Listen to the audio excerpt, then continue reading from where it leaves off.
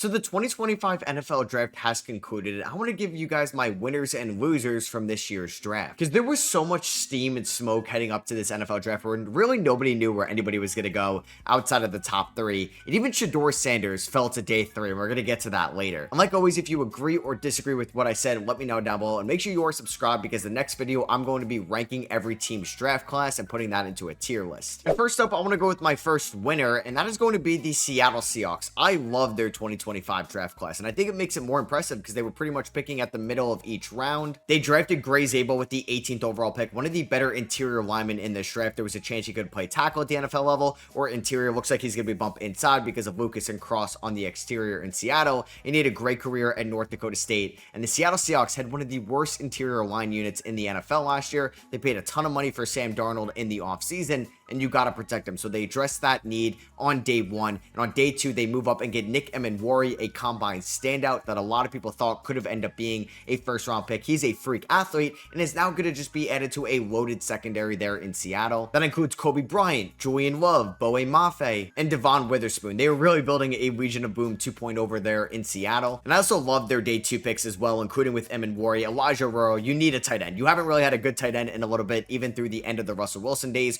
or in the Geno Smith days. You get somebody that could be a reliable pass catcher for you after losing Tyler Lockett and DK Metcalf this offseason. You go out and really just promote Jackson Smith-Njigba as the wide receiver one. You bring in Cooper Kupp. Now you bring in Elijah Royal. I like what they're doing on the offensive side of the ball, bolstering the O-line, bolstering the weapons with Sam Darnold and the new receivers. And you already have two good running backs in Zach Charbonnet and Kenneth Walker. And I like them taking Jalen Milroe in the third round as well with the 28th overall pick in that round. I'm a big fan of Jalen Milroe. He's one of the best quarterback athletes in this draft, and he has one of the highest upside basically for any quarterback not named Cam Ward. I'm a Steelers fan, and I wanted Jalen Milroe to be drafted by the Steelers. And I think there could be some packages for the offensive side. And I think there could be some QB design packages for Jalen Milroe in the Clint Kubiak system, and it can provide you a good backup for Sam Darnold. They also traded Sam Howell to the Minnesota Vikings. They also added guys like Riley Mills, Torrey Horton, and Ricky White. And I honestly think it was a solid draft class for the Seattle Seahawks with all things considered, so they're going to be one of my winners this year. Another winner from this class, the Tampa Bay Buccaneers. When they drafted Emeka Egbuka with the 19th overall pick,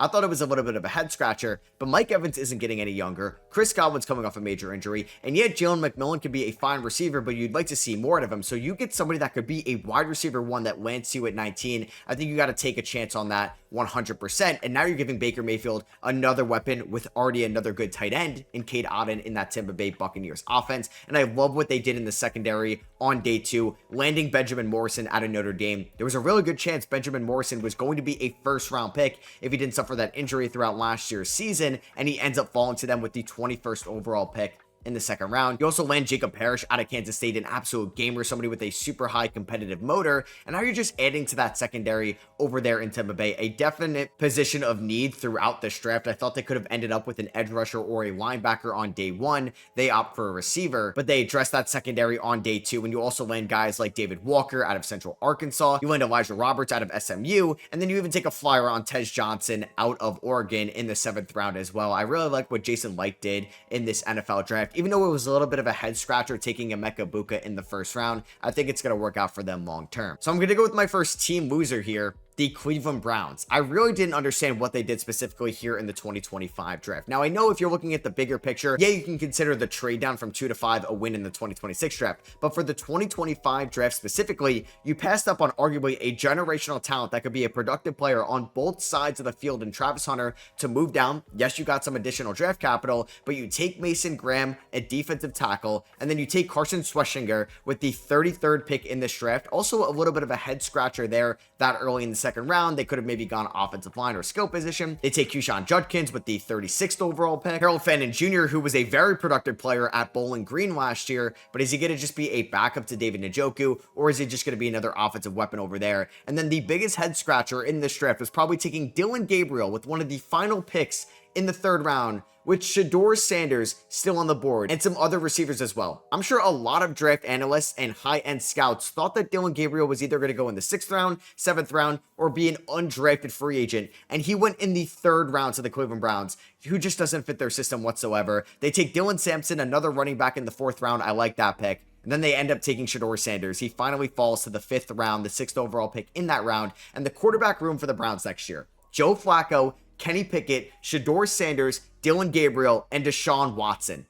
I mean, like, that is the most comical QB room in the NFL right now. Maybe more comical than the Pittsburgh Steelers, who don't really have a quarterback. And I don't want to be harsh on the Browns, and I really like them getting Shedeur Sanders in the 5th round. That is incredible value for a player that we thought could go in the mid to end of the 1st round or in the 2nd round. He falls all the way to the 5th round. But why take Dylan Gabriel 2 rounds earlier? I thought that made no sense. They didn't have a lot of running backs on the roster, so I like Dylan Sampson and Keyshawn Judkins, but I didn't really love the other picks around that. Mason Graham could be good, but maybe I would have rather had Travis Hunter with the 2nd overall pick, and then you end up getting somebody like an Omar Norman Vlot in the 2nd round, or you trade up in the 1st round to get Walter Nolan or somebody of that caliber. So I don't know. I thought it was a weird draft for the Cleveland Browns overall. They're definitely in a transitional period right now. I'm sure them drafting 2 quarterbacks makes them pretty much out on the Aaron Rodgers or Kirk Cousins or any veteran quarterback sweepstakes right now. I wouldn't be surprised if Kenny Pickett gets waived before the season starts, because I don't think they're going to waive Joe Flacco. They just drafted 2 guys. They're not going to waive Shedeur Sanders, most likely. Definitely not Dylan Gabriel after drafting him in the 3rd round. Or maybe they just end up waiving Deshaun Watson, and that's just going to put a stamp on basically the worst trade in NFL history. So yeah, another loser just has to be Shedeur Sanders, and I don't want to harp on Shedeur anymore because I do really feel bad for the kid, just because he was somebody that could have ended up being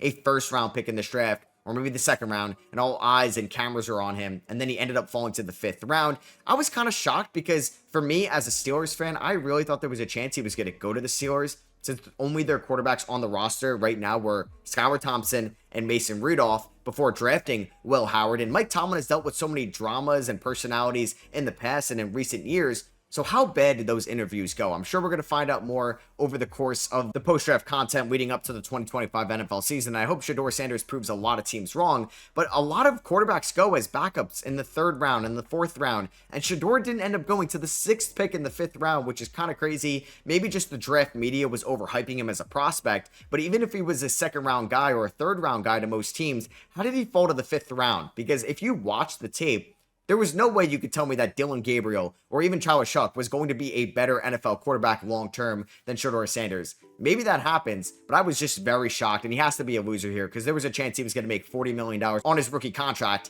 and he's not even going to make a 5th of that right now. I think another big winner, the Arizona Cardinals. If you're looking at guys that are on most big boards, they got steals, and they got guys that definitely outperformed where we thought their value was going to be. Walter Nolan with the 16th overall pick, I thought was a great add for the Arizona Cardinals. Definitely a position of need, maybe whiffing on that pick on the interior last year with their 2nd 1st round pick, but getting Will Johnson with the 15th overall pick in the 2nd round, I also thought was a steal. Will Johnson says he's healthy, and if those knees are going to hold up long term, they got somebody that could be a top 15 talent in this draft with the 15th overall pick in the 2nd round, and they needed to add another corner, and him and Garrett Williams, who was a standout last year, is going to be a great foundation for that secondary going forward. I like Jordan Birch in the 3rd round, and they also addressed the secondary even more with Denzel Burke in the 5th round and Keaton Crawford in the 7th round. So I thought the Arizona Cardinals were winners from the 2025 draft. I also thought the New England Patriots were big winners from this draft as well. They really went all in around Drake May in the 2025 draft. You get Will Campbell, who was so hyped up to protect Drake May on draft night. He was one of the best draft night interviews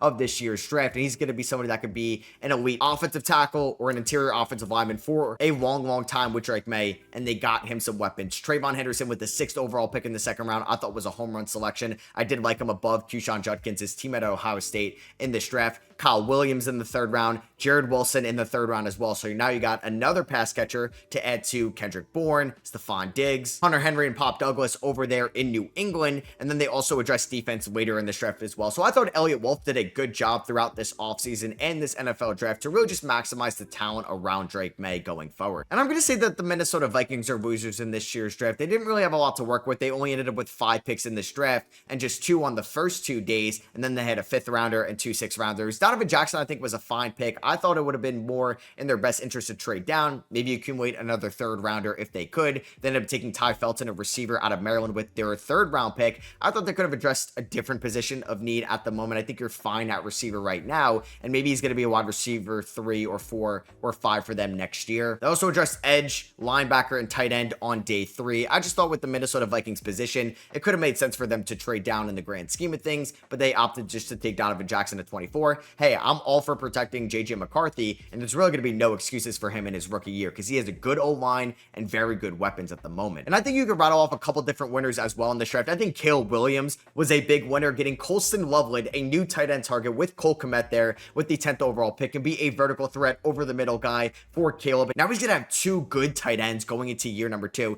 And then how about Luther Burden? A little bit of a shocker with the 39th overall pick in this draft out of Missouri. So he's going to have Rome Odunze, DJ Moore, the two tight ends that I just mentioned, and Luther Burden as weapons for him next year. That is incredible. They took Ozzie Trapilo out of Boston College, another offensive lineman, after already adding Jonah Jackson, Drew Dahlman, and Joe Tooney this offseason. They didn't address running back till the 7th round. I would have loved if they were able to add somebody like a Caleb Johnson or Dylan Sampson. Maybe they're going to add somebody throughout free agency, but I do think Caleb Williams is a massive winner throughout this year's draft. I also think the Philadelphia Eagles and the Kansas City Chiefs, two teams that were in the Super Bowl, are massive winners as well. The Eagles getting Jahad Campbell in the 1st round and Andrew Mukuba in the 2nd round, honestly steals of talents, and they're just adding to that defensive side of the ball. Ty Robinson in the 4th round, they're just adding depth over there, and they're a team that's already stacked as it is. I thought Kyle McCord was an interesting pick later in the draft, but I think with all things considered, the Eagles did very well, as well as the Kansas City Chiefs. I love what they did in the first 2 rounds. Josh Simmons at 32 could be a franchise tackle for Patrick Mahomes going forward, and then Omar Norman-Lott I think was just a steal with one of the last picks in the 2nd round,